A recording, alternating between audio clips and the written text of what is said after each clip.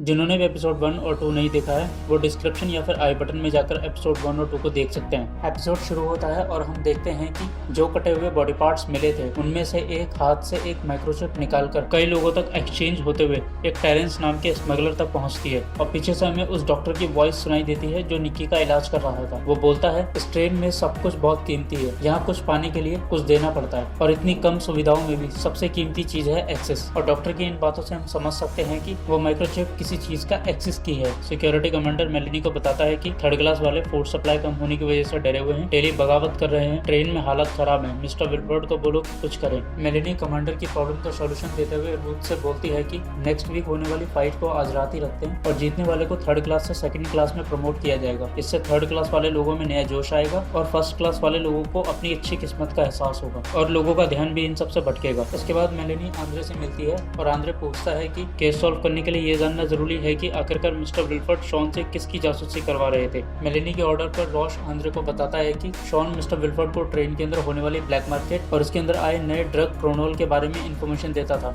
Andre क्रोनोल का नाम सुनते ही रॉश को बताता है ये ड्रग नया नहीं है, तुम्हारा ही एक आदमी काफी समय से ब्लोजॉब के बदले ये ड्रग टेलीज को देता आया है और मानो या ना मानो तुम्हारे ही लोग इसमें मिले हैं। और इसके बाद आंद्रे और रॉश जॉन के पास जाते हैं और उसके क्रोनोल के सप्लायर के बारे में पूछते हैं, लेकिन जॉन कुछ भी नहीं बताता और उनके जाने के बाद वो टेरेंस के पास जाकर टेरेंस को बताता है कि आंद्रे और रॉश आए थे और उन्हें क्रोनोल के बारे में पता चल गया है। आंद्रे और रॉश जॉन के पास जारा के पास जाते हैं और इस बार जारा से रॉश पूछताछ करता है, लेकिन जारा से भी पूछताछ में कुछ पता नहीं चलता। इसके बाद हमें पता चलता है कि ब्रेकमैन बेस और मछलियों का ध्यान रखने वाली लड़की जिंजू के बीच रिलेशनशिप चल रहा है। बेस एक नॉर्मल थर्ड क्लास पैसेंजर थी और जिंजू सेकंड क्लास पैसेंजर के साथ साथ मेलेनी की काफी अच्छी दोस्त और उसकी वफादार भी थी। बेस और जिंजू के इंटीमेट होने के टाइम पर वो दोनों बात करते हैं। बातों बातों में जिंजू बताती है कि निक्की को होश आ गया है। जिंजू की बात सुनकर बेस इनडायरेक्टली ये बोलती है कि निक्की की इस हालत के लिए मिस्टर विल्फर्ड और मेलेनी ही जिम्मेदार हैं। बेस की इन बातों से हम समझ सकते हैं कि आंद्रे के साथ रहते रहते उसके अंदर भी सिस्टम को बदलने की सोच पनपने लगी है और वो भी बदलाव चाहती है। बेस की इस बगावत की चिंगारी को जिंजर भी महसूस कर लेती है और वो मेलेनी को फोन करती है।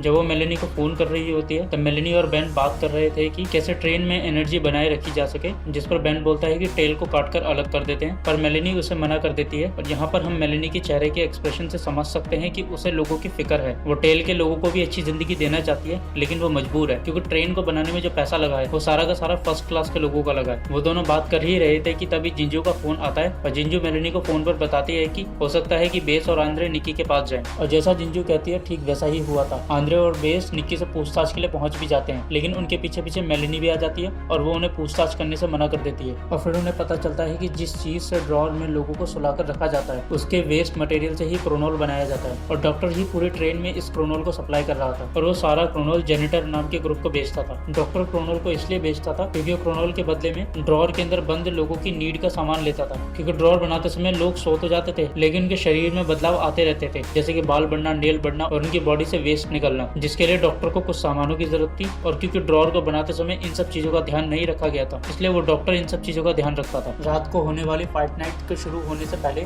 मेलेनी मिस्टर विल्फर्ड की आवाज को एडिट करके पूरी ट्रेन को उनकी आवाज में मैसेज सुनाती है। मैसेज में लोगों को ट्रेन को सहयोग करने के लिए कहा गया था। लोग मिस्टर विल्फर्ड की आवाज सुनकर खुश थे और फाइट नाइट शुरू हो जाती है। जेनेटर ग्रुप के बारे में जानने के लिए आंद्रे भी फाइट नाइट में आ जाता है और फाइट नाइट में आंद्रे को जारा से पता चलता है कि टेरेंस ही जेनेटर का लीडर है। जिसके बाद आंद्रे टेरेंस से मिलता है और उसे बताता है कि मिस्टर विल्फर्ड को क्रोनोल के बारे में पता चल गया है, लेकिन मैं तुम्हें बचा सकता हूँ अगर तुम शॉन के खूनी को ढूंढने में मदद करो तो। टेरेंस आंद्रे को बताता है कि जिस रात शॉन की मौत हुई उस रात उसके साथ एक आदमी आया था जिसकी उम्र करीब 30 साल होगी और बाल छोटे छोटे थे। वो देखने में फर्स्ट क्लास का लग रहा था। आंद्रे और टेरेंस की बातचीत के बीच आंद्रे टेरेंस को बोलता है कि थर्ड क्लास और टेल में ट्रेन की 70% आबादी है। और फिर उसके बाद आंद्रे टेरेंस को अपनी गोल्ड वेडिंग रिंग देकर बोलता है कि मुझे तुमसे एक चीज खरीदनी है जो बहुत छोटी है। इस बीच निक्की भी क्रोनोल के एडिक्शन की वजह से क्रोनोल को ढूंढते ढूंढते फाइट नाइट में आ जाती है, लेकिन बेस उसे वहां से ले जाती है। पर जितने में बेस उसे वहां से लेके गई उतने में फर्स्ट क्लास के काफी लोगों ने निक्की को देख लिया था और उनमें से एक लड़की एलजे निक्की को देखकर बोलती है कि ये बेकसूर है। टेरेंस से बात कर आंद्रे मेलेनी के पास जाता है और उसे बताता है कि उसे उस आदमी का हुलिया पता है जो शॉन के मर्डर से ठीक पहले शॉन के साथ दिखाई दिया था, लेकिन वो उस आदमी का हुलिया तब बताएगा जब उसे जोशी से मिलने दिया जाएगा, क्योंकि वो जोशी की फिक्र करता था और वो जोशी से मिलकर उसके बेटे का हालचाल बताना चाहता था कि वो अप्रेंटिस मिलने के बाद फर्स्ट क्लास के बच्चों के साथ बहुत खुश है। आंद्रे और मेलेनी जब बात कर रहे थे तब हम देख सकते हैं कि एलजे आंद्रे और इस केस से जुड़े लोगों में कुछ ज्यादा ही इंटरेस्ट ले रही है। मेलेनी आंद्रे को जोशी से मिलवाती है और वो उसे बताता है कि उसका बेटा बहुत खुश है और एक अच्छी लाइफ जी रहा है और फिर आंद्रे जोशी को किस कर लेता है। मेलेनी आंद्रे को किस करता देख गार्ड्स के जरिए उन दोनों को अलग करती है और उससे शॉन के साथ दिखे उस आदमी के बारे में पूछती है। दूसरी तरफ निक्की के रूम में एलजे का प्राइवेट गार्ड आ गया था, जिसने निक्की का ध्यान रखने वाले डॉक्टर और निक्की की सिक्योरिटी में लगे गार्ड को मार दिया था और अब वो निक्की के सामने बैठा था। वहीं दूसरी तरफ जोसी अपने मुंह से एक माइक्रोचिप निकालती है, यानी आंद्रे ने अपने रिंग के बदले एक्सेस की खरीदी थी। तो क्या होगा निक्की के साथ? क्यों एलजे इस केस से जुड़े लोगों में ले रही है इतना इंटरेस्ट? और फिर से वही सवाल, आखिरकार कहाँ है मिस्टर विल्फर्ड? जानने के लिए देखिए स्नोपियर्सन का अगला एपिसोड,